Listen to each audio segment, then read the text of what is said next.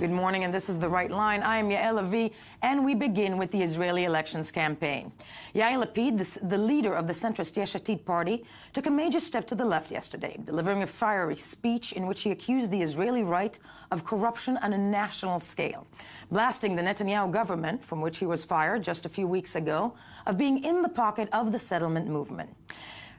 Let's hear what he had to say. Lapid basically... I want to take you back nearly 25 years to one slogan. Corrupt people, we've had enough. We've had enough. We've had enough of the corruption, and we've had enough of them stealing our country. Give us back our country. And this was just one of the fiery statements made last night. Lapid blamed the right wing's pandering to its votes for all of the country's ills, asserting that billions of shekels were handed over to the settlements at the entire public's expense. Lapid lashed out at all the parties for either actively or passively allowing the public coffers to be recklessly distributed, either for political gain, for personal gain, or for extremist ideology. Even though his 2,500-word speech did not once mention the words peace or Palestinians, it likely made him the enemy of the nationalist right and its formidable electoral base. To discuss this, we are joined in studio by former chairman of Israel's largest settlement movement and a contender for a spot on the Jewish Home Party slate, Danny Dayan. Good morning to you, Mr. Dayan. And also by Israeli parliament member from the Yesh Atid party, Minister Rabbi Dov Lipman. Good morning to you. Good morning. And, of course, before we begin, actually, Rabbi Lipman, I want to start with you. Yesterday, in the fiery speech that your boss made, he spared, nothing back. He held nothing back, pointing fingers at anybody, specifically also at the settlement movement, at the Jewish home. This is one of the lines he had to say. Let's have a listen. There's an old saying, when someone tells you that the issue isn't money, you can be sure it is about money. It's all about money. Big money, billions, money under the table. Why do you think they did everything to stop us when we tried to pass a law guaranteeing transparency in the settlement division? Why do you think that the Police National Unit for the Investigation of Corruption searched the settlement division offices only yesterday? Because the corruption is ongoing. Because behind Bennett's smile, there's a sectorial party which looks only after itself and its settlements and its institutions and its yeshivas. Danny Dayan, I'd like to start with you because these are some very tough accusations from former Finance Minister Yair Lapid. First of all, this division to settlement money. Well, they are not harsh accusations. They are completely baseless accusations. They are completely invented accusations. As a matter of fact, I must, if I can be for a moment an advisor to Knesset member Yair Lapid, the chairman of Yesh Atid, I would tell him that he should learn from his late father's failure, ultimate failure, a campaign that is based on hatred, a campaign that is based on defamation. It can work in the very, very short term, and indeed it worked for him in the previous elections. But negative campaigns, smear campaigns that are completely baseless, completely defamatory, are a very bad tactic in the mid and long term. Mr. Lipman, but I have to ask, are these accusations based in facts because they're very tough ones? The first thing I want to say is to hear that from a campaign which yesterday came out with a video suggesting that everyone else is apologizing and everyone else is apologizing and weak, and we're the strong ones, completely defaming, completely false, by the way, including the clip they tried to show of Yair Lapid, where right afterwards he gave a very strong statement. So, Mr. Dayan, let's be clear who's defaming and who's being negative. The accusations are very clear. The accusations are very true. I sat in the Finance Committee. I was there that morning, the morning where at 6 o'clock in the morning we received an email for the transfers for that day, contrary to the policy throughout the entire year and 8 months that we were in Knesset. As soon as we were fired from our positions, no transparency. 3 hours before a meeting, we get reams and reams of paper with all the transfers that are happening. Running around that room during the meeting are all kinds of figures, including some who have sat in jail over the last few weeks. No idea where money's going. The chairman of the committee from the Bayit Yehudi party, the Jewish Home Party, saying, who's in favor? I. No one has any idea where this money is going to. And we tried to ask questions just to clarify. Is it for people's livelihoods? Is it for security? What is it for? No answers. Yes, that is corruption. And people in the Jewish Home Party voters have to know that that's what happened. Well, that's a very interesting assertion by Knesset member Lipman, because all those transfers, if alleged transfers that Knesset member Lipman is referring to, were brought, I suppose, to the committee by the Ministry of Finance. The Minister of Finance was Minister Yair Lapid. For the last 2 years, hold on. for the last 2 years to which Knesset member Lapid referred, he was in the lion's share of at that time the Minister of Finance. So Mr. Lipman is, as a matter of fact, accusing his party leader of corruption. I'm going to let you answer that. Let me take a step back for a moment. He didn't resign, by the way. He was fired. No, the one question is actually... He didn't resign. Hold on, guys. Let's do this. You're going to answer this question, but I want to actually pound on that question. It does remain to be, pondered upon. Why wait? If all of these things are going on, why wait to be fired from the government rather than step up and resign? So let me be clear. The finance minister that morning was the sitting finance minister, who is Benjamin Netanyahu, after Yair Lapid was fired. Throughout our term, we made sure we did want money. We did want money to go towards settlements in terms of giving people the basic needs and security. Well, we stopped for a year and 8 months. We stopped money going towards things which were just going to expand settlements, which we know in the end we're going to have to deal with the Palestinians as we separate from them. That's what we stopped. We stopped any attempt to send money to places without transparency. We knew, as we raised our hands throughout the year and 8 months, where that money was going towards, what it was for. Corruption is sending money to a committee, and people without even knowing what it's going to, with all kinds of figures walking around the room, making sure that people will vote for it, and pressuring. Figures, like I said before, have now been interrogated and investigated for very serious things.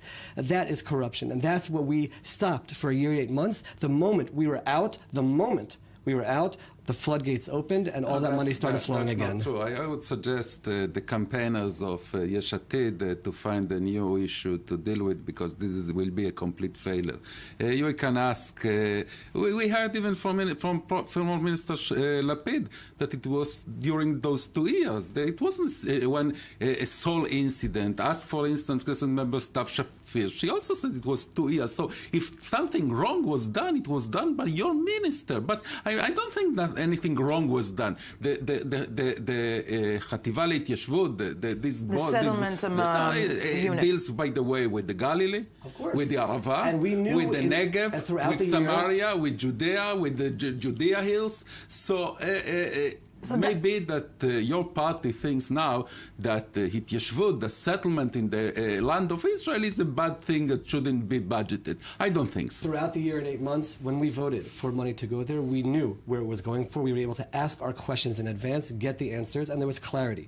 The moment we left, all of a sudden you saw that approach of money flowing without anybody knowing, and people in Israel need to know that they don't know where their taxpayer money is going. That's corruption. I want to say something else. Corruption is not only that. Corruption is also putting on a face of being a party which is there to embrace and to love all the Jewish people and bring in secular figures as well.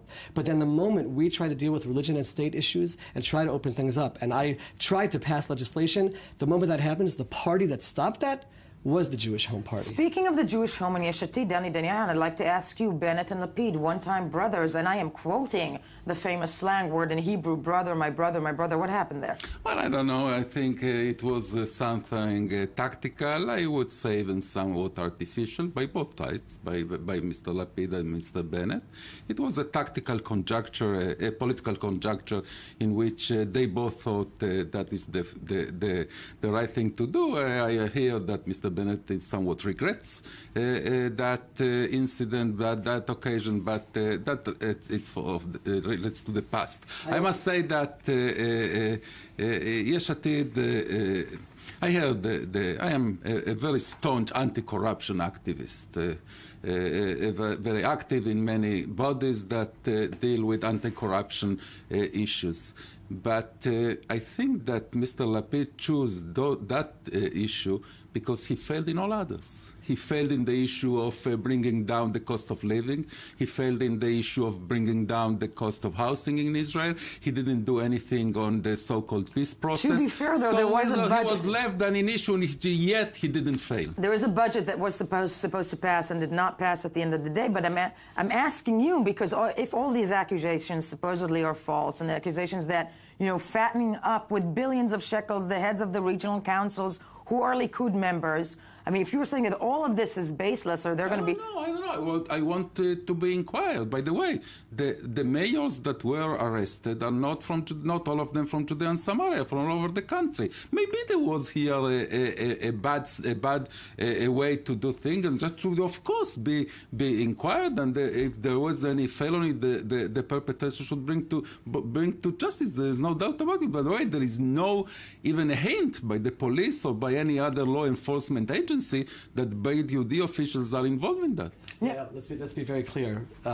When we went to elections 2 years ago and we promised 5 basic things, the overhaul in education, which no one can argue we're in the middle of and Minister Shai Peron is doing, electoral reform, bringing the government down to the size of 18 ministers, 39, we did that, including the Haredi situation where we have a 300% increase in Haredim who are seeking work, and my own plans in the task force in the Knesset, 500 reservations per month from Haredim seeking to work, changing them from living off the state to now giving towards the state. Those are 3 campaign promises which we fulfilled, and we were able to fulfill them largely because we joined with Naftali Bennett to keep the Haredim out of the government. So we view that as a success. In terms of the other 2 issues, the cost of housing, the price of let's be honest, you just mentioned it, the 2015 budget was on the table, a societal-based budget with over 10 billion shekel towards those issues, towards health, towards education, towards welfare, towards internal security, a major plan to bring down the cost of housing, which was on the verge of taking hold, cost of living, certainly on the verge of going down, attacking many of the corruption areas in terms of government agencies, the Kakal, all of those things in the budget. It's there. I have it in my office. You can see it. That is all a 2015 budget. The moment we're back in office, that's what we're running on. We're running on the positive things we did, those 3 things, and the last 2 things, the cost of living. The key is in the switch. We turn it, and we keep going and doing that for the people of Israel. But, we're looking at, other than, everybody's going to give their own party line, and clearly a lot of accusations and smears are going to come along. I want to, again, ask you, Mr. Dayan, because, you, in the 19th Knesset, you called on people to go vote for the Likud. On this round, you're going to be running in the primaries for the Jewish Home. Why is that? What is the agenda that the Jewish Home, that the Likud supposedly is not pushing? Because ultimately, when we're talking about settlements, and I'm going to have to make this point, is that if indeed, and it's no secret that a lot of money is funneled into the settlements, but anybody... Is that a fact? I don't accept that fact. I don't think that the budget that the Jewish communities in Judea and Samaria receive is higher than our proportion in the population. Look, I must say, there is the fact that you take a fallacy as an axiom and you say it as a fact doesn't make it a fact. I'm talking about the amount of money that's being funneled into a region that every government in Israel is going to have to stand and look at that region, at that area in Israel, and possibly negotiate it with the other side, the Palestinians, no matter who's in power in Israel, because that's something that the international... So you are saying that we shouldn't invest in Jerusalem for that reason, because we are going to have to deal with Jerusalem? I'm talking about the West Bank. I'm talking about... I don't know what's the West Bank. I know a region called Judea and Samaria. Well, when it comes to Judea and Samaria, let's look at that in that respect. If Bennett and, the Jewish Home go into a government... I don't take that. There is here a fallacy brought as a matter of fact, and the fact that maybe we will have to negotiate. Yes, we have a position, and I am glad that Likud in large part shares that position, that Judea and Samaria should stay in Israeli hands. So it's a matter of policy. The Israeli Prime Minister Netanyahu himself already admitted in the need for a 2-state solution. And that's one of the reasons I left Likud. But if Bennett sits again in a government with Prime Minister Netanyahu in the event of the next... We will prevent giving up areas of Judea and Samaria. That's the main reason we will enter a coalition. to make sure that those premises that Mr. Netanyahu advocated in his infamous or famous Bar Ilan speech will not be a reality. Of course, we are against the Palestinian terror states in the footsteps of Tel Aviv, in the footsteps of the Ben Gurion airport. It's a matter of policy, of course. We are very much in favor. I'm not apologizing for being very much in favor of keeping Judea and Samaria and Jerusalem in our hands. That's our main policy issue, of course. Even in the event that every prime minister and any prime minister in Israel in the upcoming, term of an Israeli government is going to have, be it international pressure, there are already things on the table. Netanyahu, as I mentioned, agrees to a two-state solution, and still you will be sitting in a coalition with somebody who says that. As long as this is just a declaration, we will sit. As the moment that becomes a policy, that there is any chance that will be implemented on the ground. Yeah, that's a very interesting point. If indeed, somebody like Danny Dayan looks at that as just a declaration and something that maybe to maintain the status quo, which is also an interesting thing to say about that statement, that Bar Ilan speech, then why did Yair Lapid, if we're looking at this speech, would many say he's pointing a finger at the settlements, but never once mentioning the word Palestinians, never once saying, negotiations? Why not even go up front and say that? Let's be very clear where we are on this issue. We are in favor of separating from the Palestinians, and we're not going to apologize. I'll use the same terminology. We're not going to apologize for wanting to preserve a Jewish state of Israel. People who are on the other side have to ask themselves the question, what's going to happen the morning we wake up and the Palestinians say, okay, no more Palestinian state. We now want to be full citizens of the state of Israel. We live here. Are we now, as a democratic country, going to say no? What are we going to do about that? So we believe in separating from them. We believe in strengthening I didn't interrupt you. Strengthening the major settlement blocks for sure. Preserve them as part of the state of Israel, but separating from the Palestinians, not like Gaza, not unilaterally, not in a way where there's going to be a non-control of our security and the borders. We have to have that in place, not with negotiations with Abu Mazen. That's proven that can't work, but bring in the moderate Arab states, Egypt, Saudi Arabia, states that are more afraid of ISIS than we are, who it's now in their interest to work together with us to bring the Palestinians to compromises, a pragmatic approach. That is where we are in the center. And in terms of the Bayit Yehudi being in a government but staying quiet, they can't stay quiet. They torpedo every single possible step. They made it very difficult. We had to do damage control. I was in Washington doing damage control because of statements that were coming out of the government. It is a very dangerous policy to say, let's have them just stay quiet until we get to a point of something actually happening. We believe that the majority of Israel is in the center. They are pragmatic. They realize we have to separate from the Palestinians, not because we want to give up parts of our land, because we need to do that because we're not apologizing for protecting and preserving a Jewish state in Israel.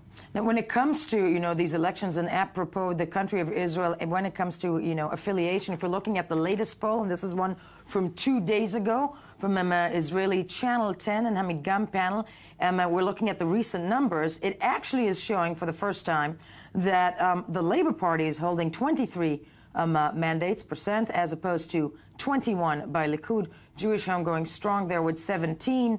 Yesh Atid at 9, which is a very low number as opposed to the last elections. But it is everybody, if we're looking at this, and, actually, Danny Dayan, I want to ask you this, is calling this the Bibi elections.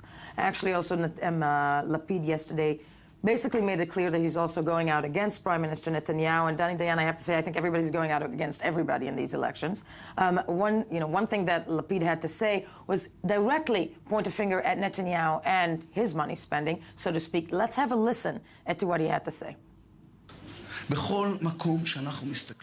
Corruption is everywhere. Wherever we look, there is corruption.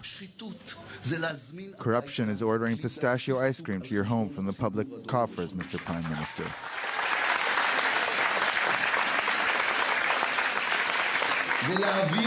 And to transfer garden furniture to the villa in Caesarea, or insist that money for your swimming pool be paid for by the public, and to fight for the public to buy you a plane.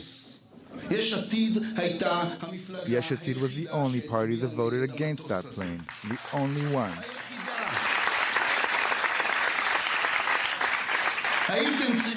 You should have seen how angry the Prime Minister was when he realized we were opposed to him having a private jet. Mr. Prime Minister, in a country with the largest social gaps in the Western world, in which the middle class can't finish the month without debt and the poor start the month with debt, a private jet is corruption.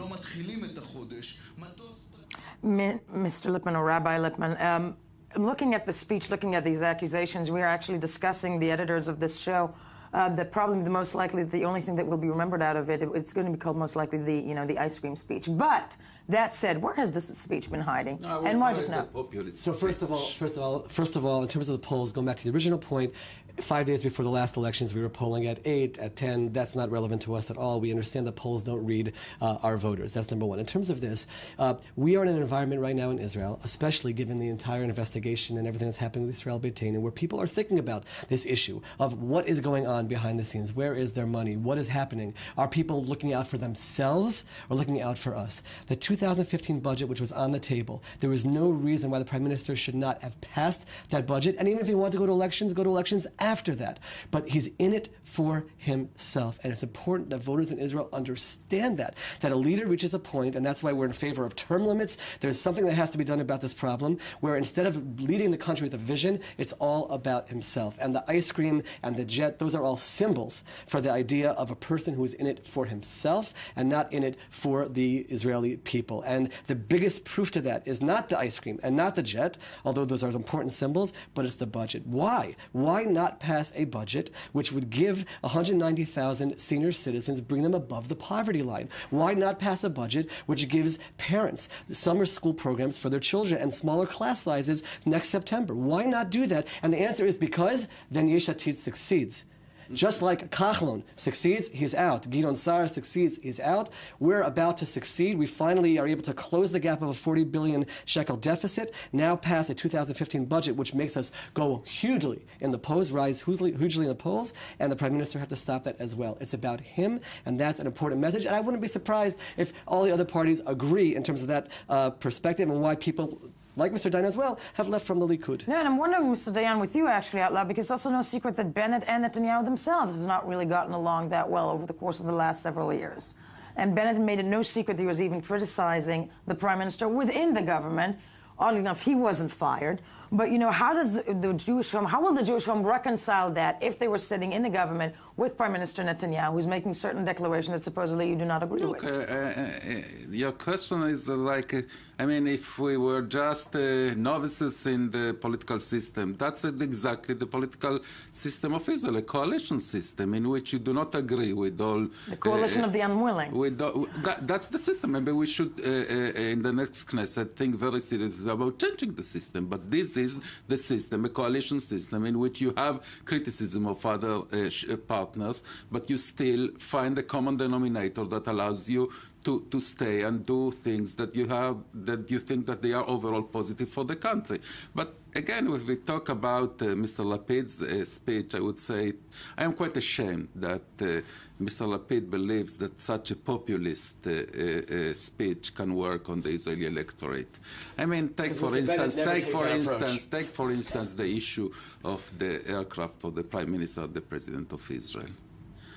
That's not a private jet. That's an aircraft like any other head of state and prime minister all over the world has. Israel is a member of the OECD, a country that... Speaking of the OECD, you know, it's also a country that... Let me just finish. This is a country in which the prime minister has to take every time and the president, every time he flies abroad, has to make a tender for an aircraft. I mean, that's what's so populist to take this issue and to think that will appeal to his electorate. Either he thinks his electorate is a bunch of... But in a country where approximately 1.8 million people are about to live below the poverty line, I think that does go somehow to the straight of the... Well, let me remind you that the Minister of Finance the last 2 years was Mr. Lapid. I hear the excuses. In the future, we will going to deliver. The budget is there. Mr. Dayan, the budget is there.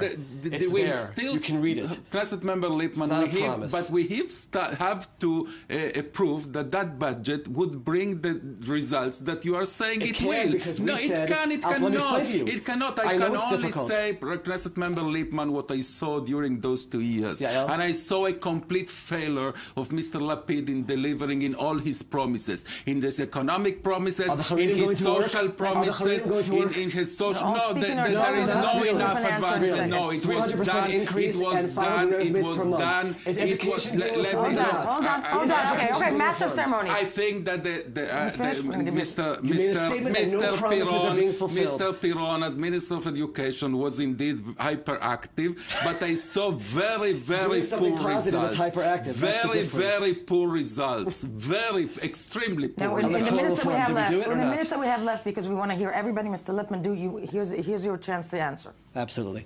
It's easy to stand up and say no promises were fulfilled. But like I said before, we've seen the change. We opened 42 Haredi schools with general education. We have the increase in Haredim serving in the army and in going to the workforce. We passed the law about the 18 ministers, something which no other government would ever be able to do. And that's also fighting corruption and just government handouts.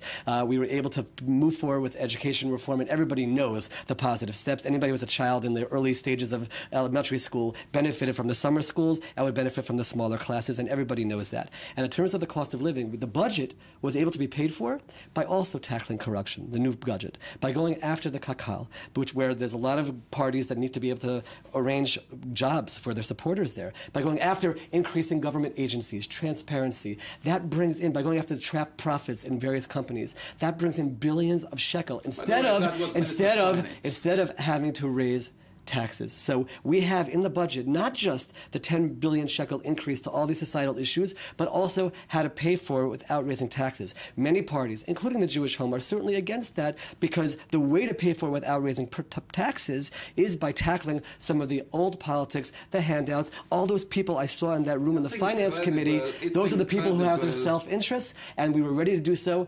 Yael, we will continue to do so. The moment